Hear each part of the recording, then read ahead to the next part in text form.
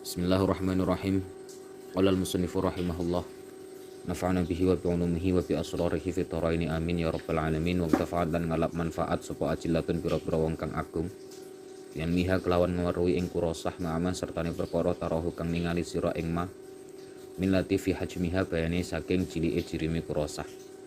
Pengarang kitab Emiriti ini dalam mengarang kitab ini mengambil cuplikan dari kitab kecil, dari kitab Kurosan,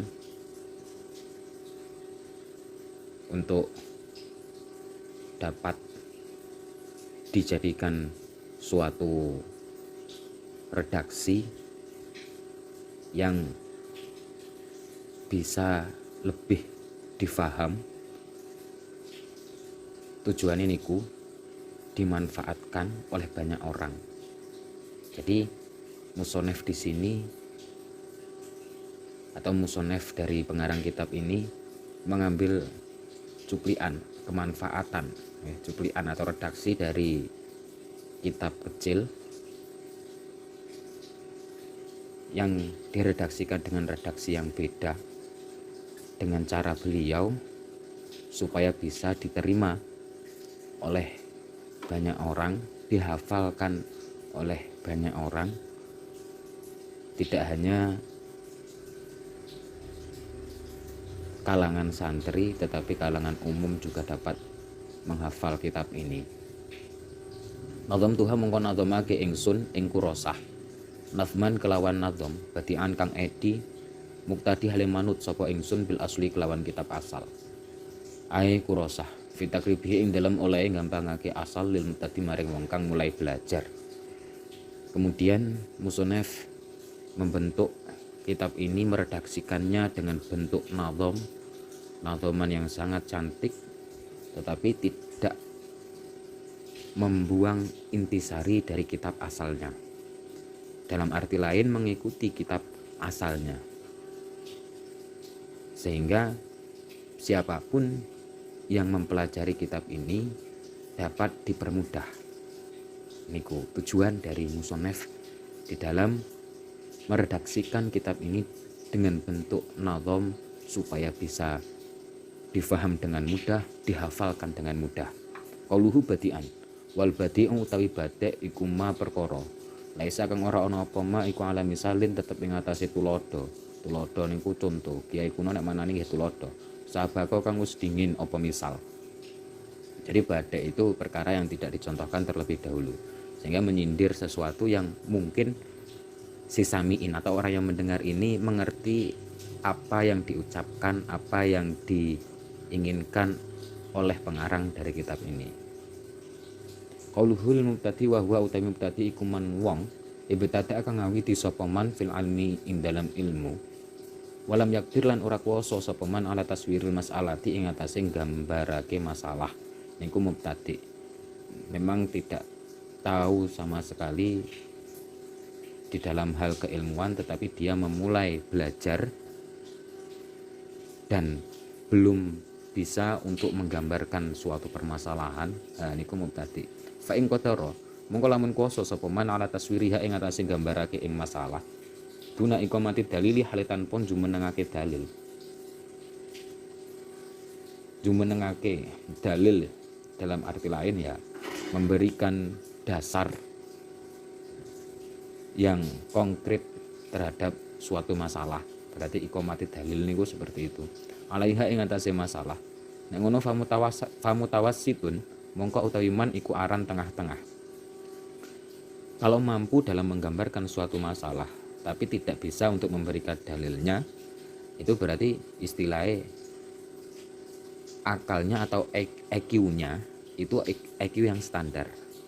Fa ing qadara mongko lamun kuwasa sapa man ala iqamati dalili ing atase jumenengake dalil alaiha ing atase masalah, aitun halimalih iku famungtahin. Ya Allah, alaiha ing atase masalah aitun halimalih famungtahin mongko utawi man iku aran wong kang katok. Ketika mampu dalam memberikan dalil pada suatu permasalahan, maka istilahnya ini bisa dinamakan orang yang ber-IQ tinggi atau orang yang cerdas. Waqad hadzaftu minhuma anhu hina wazituhu fawaidam bihalhina mutamiman li ghalibil abwabi faja'a mithla syarhi lil kitabi wa qad hadzaftu lan temen buang sapa ingsun musannaf minhu saking asal ma ing perkara anhu kang iku adoh saking ma hinan utawi ngalap cukup wazituhu lan nambahi ingsun ing asal fawaida ing pira-pira faidah fawaida ing pira-pira faidah biha kang iku kelawan fawaid alghina utawi ngalap cukup. Lalu musannaf pengarang kitab ini membuang atau tidak meredaksikan sebagian dari kitab asalnya, yang mana perkara yang dibuang atau sesuatu yang tidak diredaksikan dalam kitab ini itu sudah dianggap cukup oleh musannaf. Lalu beliau juga menambahkan faidah-faidah yang belum ada dari kitab asal yang mungkin nanti bisa atau mampu mencukupi pemahaman dari selain kitab asalnya. Mutamiman tur hale nyempurnaake sapa ingsun li ghalibil abwabi maring kaperai pira-pira bab. Faja'a mengko teko apa hadzan nadmi misla syarhi hale ngumpamani syarah lil kitabi ing atase kitab asal lil kitabi ing atase kitab asal nggih lil kitabi ing atase kitab ail asli ngoten nggih asal. Niku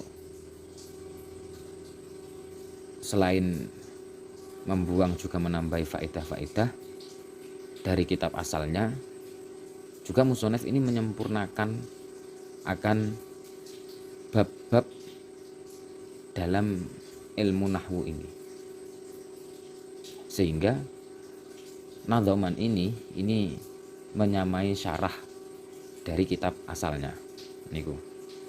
Qauluhu mithla syarhi makna syarhi utawi maknane syarah lughatan ing dalam lughate iku al-kasyfu buka wa istilahan lan utawi ya Allah makna syarhi ing dalam istilahe iku alfadun pira-pira lafat maksusatun kang den khususake apa alfat udian kang den selehake apa lafat alfadun maksusah niku ala alfadin ing atase pira-pira lafat maksusatun kang den khususake ala wajhin ing atase dedalan maksusin kang den khususake apa wajhin.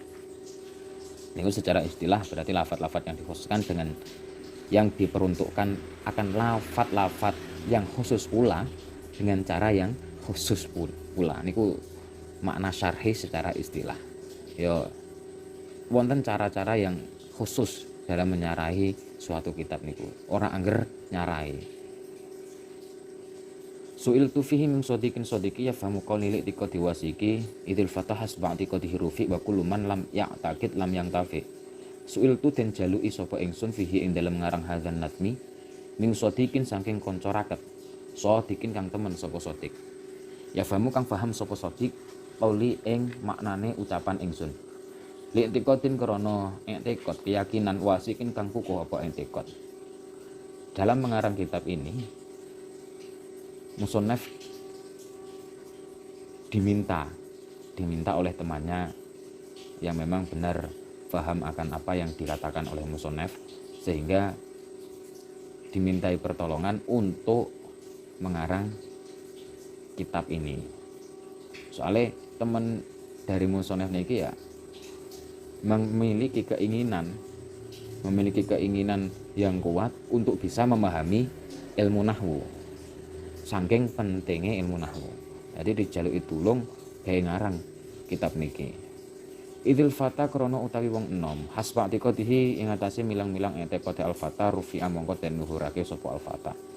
Orang pemuda itu dengan meninjau kadar keyakinannya, maka dia akan diangkat derajatnya. Idil fata hasba tiqatihi rufi. Beda lagi kalau orang pemuda tapi dia tidak memiliki etekod, tidak memiliki keyakinan, atau dengan kata lain tidak memiliki cita-cita, ya kapan arep sukses? Maksudnya seperti itu. Ketika seorang pemuda memiliki cita-cita tetapi juga memiliki keyakinan yang kuat untuk menggapai cita-citanya, ya maka akan dikabulkan atau diangkat derajatnya sehingga tercapai cita-cita tersebut. Tetapi kalau tidak memiliki etekod, tidak memiliki keyakinan, ya kapan? Tidak bisa. Harus cita-cita dan keyakinan itu harus seirama supaya bisa tercapai, supaya dapat menjadikan public figure yang mungkin sebagai cerminan dari masyarakat. Nah, niku adalah cita-cita yang luhur, yang tinggi, sehingga seorang pemuda dalam mewujudkan cita-citanya juga harus memiliki yang namanya i'tiqad. Wa kullu man utawi saben-saben wong lam ya'taqid kang ora duweni i'tiqad sapa man lam yang tafi mongko ora bisa ngalap manfaat sapa man. Kalau tidak memiliki keyakinan ya tidak akan memperoleh suatu kemanfaatan, suatu keberhasilan. Niku harus ada cita-cita, juga harus ada yang namanya i'tiqad. Qauluhu idil fata ila akhirih, yakni ngrasakake sapa ingsun nazim anal fata ing sak temene wong enom iku layur fangu raden luhurake sapa al fata ila martabatin maring pangkat aliatin kang luhur apa martabah ila bihasabi i'tiqadihi angin kelawan milang-milang i'tiqade al fata wa bimiqdarihi lan kelawan kira-kirane al fata. Memang pemuda atau manusia itu ya akan diangkat derajatnya ketika ia memiliki i'tiqad yang sangat kuat, karena memang dalam keyakinan itu terkadang kita masih ragu-ragu, sehingga kita punya cita-cita tapi tidak punya keyakinan. Itu banyak contohnya, banyak sekali. Cita-cita punya tapi keyakinan nggak punya, akhirnya cita-cita kalian terkalahkan karena tidak memiliki yang namanya i'tiqad. Kalau kalian memiliki cita-cita ya harus juga memiliki i'tiqad yang kuat.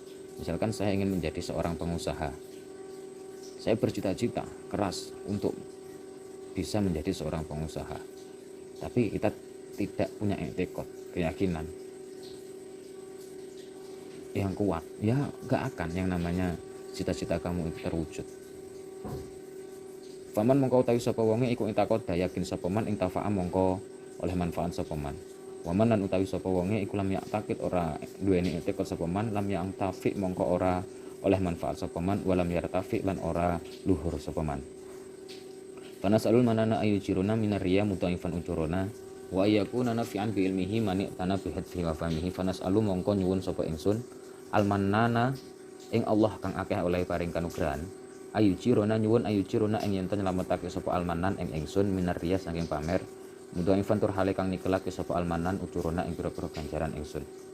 Niki permintaan dari musonef, meminta kepada Allah Ta'ala supaya beliau selalu mendapatkan perlindungan agar tidak memiliki rasa pamer kepada sesama manusia, supaya tidak menjadikan hatinya kotor, karena memang salah satu penyakit hati ini adalah riya. Kita merasa paling unggul sendiri itu ya wis dikatakan pamer.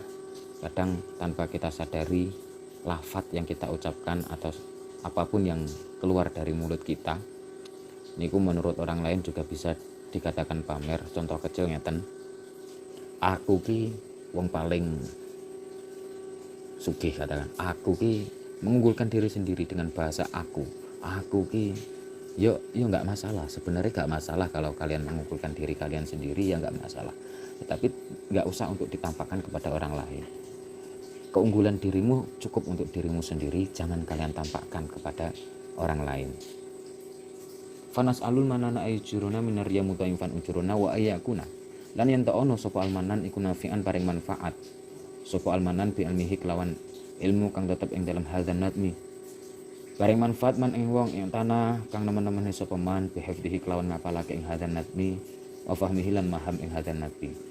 Niki juga termasuk permintaan dari musonef dengan keilmuan yang ada pada kitab ini, yang ada pada nawaman ini.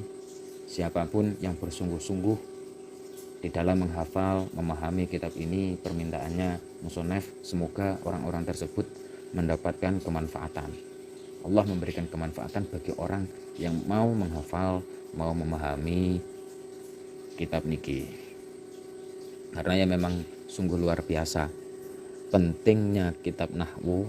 Ini sangat luar biasa, karena tanpa nahwu kita tidak akan mengerti, tidak bisa untuk memahami kitab atau kalamullah, yakni Al-Quran. Untuk kita memahami hadis kalame Kanjeng Nabi tidak akan bisa jika tanpa nahwu. Maka dari itu kita harus bisa nahwu terlebih dahulu, baru kita memahami yang namanya kalamullah, kalamur rasul, lan iku baru boleh memahami seperti itu. Kula riyen nggih ngoten, didhawuhi guru kula, penting nahwu iku penting. Sebabe nek awakmu arep memahami Quran, arep memahami hadis, tapi ora paham nahwu, yo tiwas sembrono. Apa malah memahami Al-Quran hanya dengan terjemahan. Nah ini sangat memprihatinkan, karena dalam terjemahan itu ya terjemahannya benar, tetapi mafhumnya ya tidak saya katakan keliru mboten, tetapi yang keliru itu akal pikiran kalian yang memahami Al-Quran secara terjemahan. Karena Quran niku nggih wonten tafsirane. Ya wonten tafsirane. Berarti untuk memahami Al-Quran ya kudu iso memahami tafsir Al-Quran. Kathah kitab tafsir Jalalain niku salah satunya. Nah, untuk itu belajar ilmu alat nahwu sorof niku terutama penting banget, yakin pentingnya. Kalau jika belum menguasai nahwu sorof, ya mending diam, nggak usah terlalu kita menampakkan kealimane dewi nang publik figur, ben dewi dikira ustad, dikira kiai, tapi nek dibedheki nahwu ora iso, ora Jawa, ngono wis dalile ra karuan. Niki sangat memprihatinkan. Babul kalami wallahu a'lam bishawab.